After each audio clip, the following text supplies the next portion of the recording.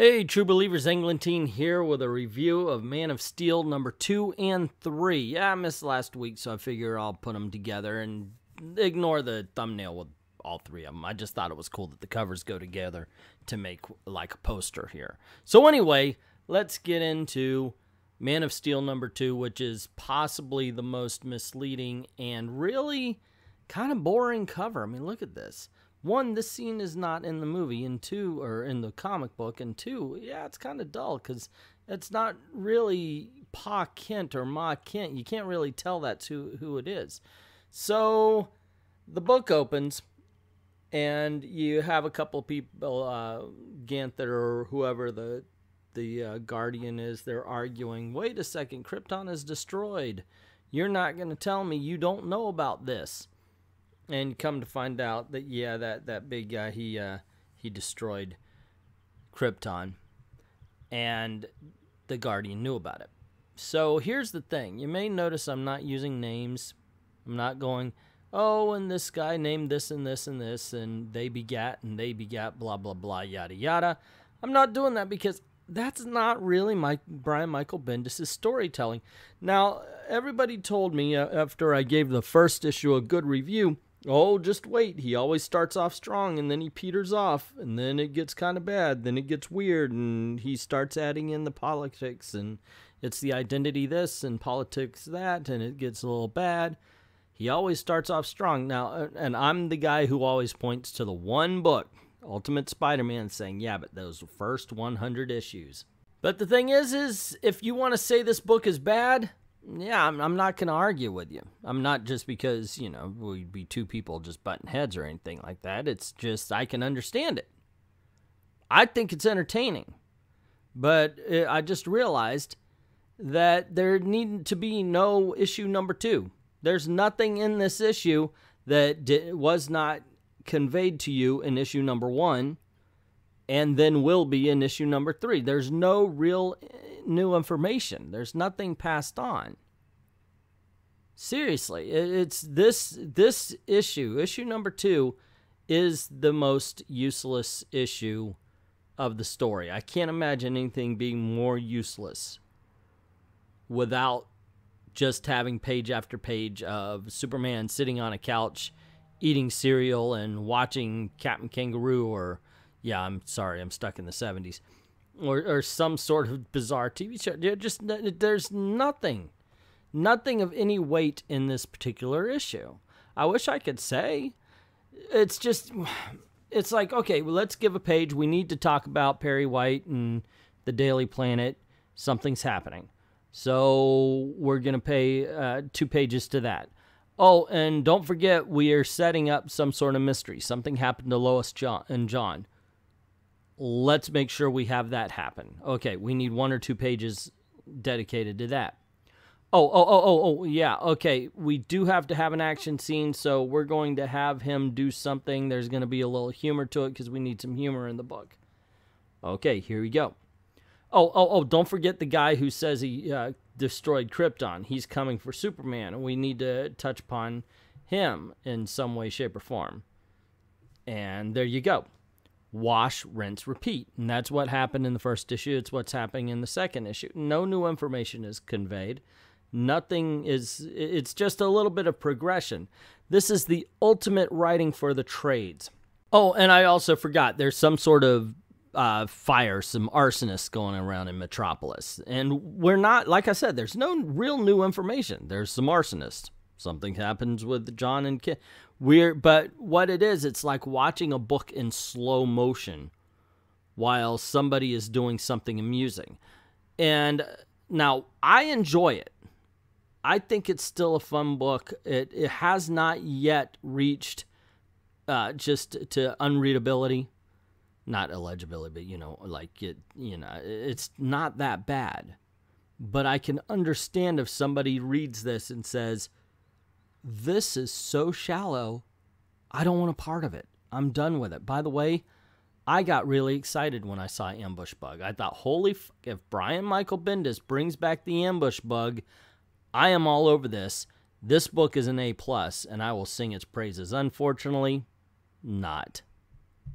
In issue number 3, well, first, of course, talking about the cover, once again, I like the fact that they connect and everything. It says revealed, the maniac who killed Krypton. Okay, that was revealed in issue number 1. They didn't, actually, it was revealed in the special. You know, this is nothing new here, gang. You're not, once again, conveying any new information. However, I also like to see the little progression with the planet and everything. That's kind of cool. You know, there are good things about this book.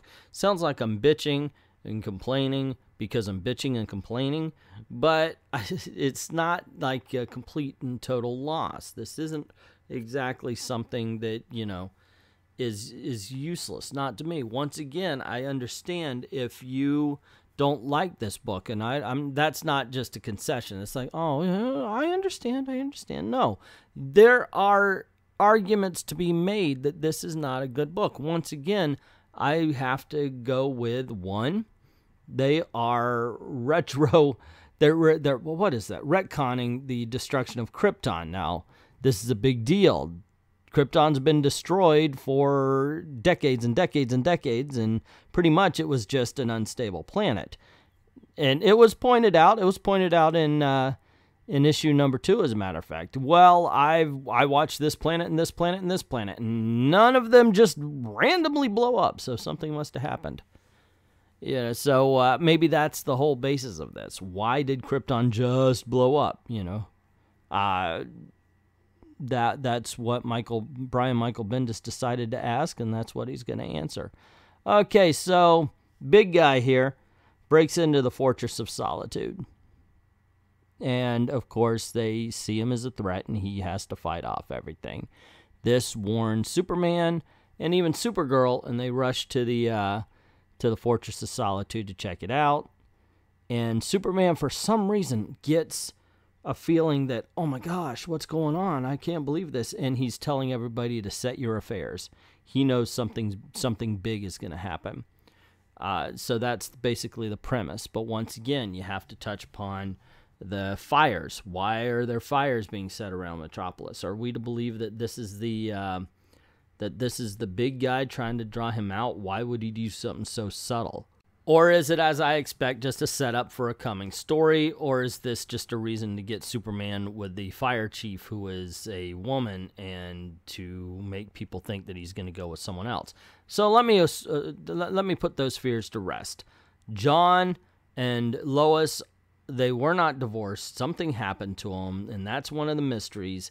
But once again, just like the second issue, just like the first, we're given a couple of pages or a page or two to every story. So it's not like it delves into one thing, except for I do have to admit, at least they focus more on the guy who supposedly destroyed Krypton than anything else, because we need that. Otherwise, it feels very episodic. It feels like it's jumping around so much to the point that you can't really connect with any of the stories they're trying to tell, or Brian is trying to tell, not they. And I think that earlier issue, so definitely issue number 2, it was a detriment. Focus on one of the stories with only a sprinkling of one of the many side stories, and I think this would be a stronger book for it. But hey, he's writing it, I'm reading and reviewing, so maybe I don't know what I'm talking about, but I do, and yes, I am right. Anyway, I enjoy this. Once again, I think it's a decent book. It's way written for the trades, man. Brian Michael Bendis has trade paperback on his mind, but that's how he always has written. Excuse me, since he became famous, since he became Brian Michael Bendis, he's a trade paperback writer. And this really shows it. You can really feel it in this particular book. For better or worse, it's a decent enough story, but it is not, you're not going to, I don't think you'll be as satisfied reading it issue to issue than if you waited and bought the trades. But that's just my opinion. What is yours? Have you read The Man of Steel number 2 and number 3? If so, did you like it? Did you hate it? Were you like, were you like me, where it's like, it's decent, but you can really feel him writing for the trade paperback. This is a stretched out story. There's a lot of filler here. Anyway, whatever you think, let me know in the comments below. Also, if you like this video, you want to see more, click like, share to get word out about the channel. And if you haven't done it already, hit subscribe. And don't forget to hit that notification bell. Cool things happen around these parts. I would hate for you to miss any of it. Seriously. It's from the heart. Also, this is the way I'm trying to make a living. So if you don't mind helping out the channel, go on over to Patreon, drop $1 in the till. For less than the price of a candy bar a month, you can help out the channel here. I'd like to thank everybody who's already done that, and to everyone, all of the true believers, thank you very, very much for watching.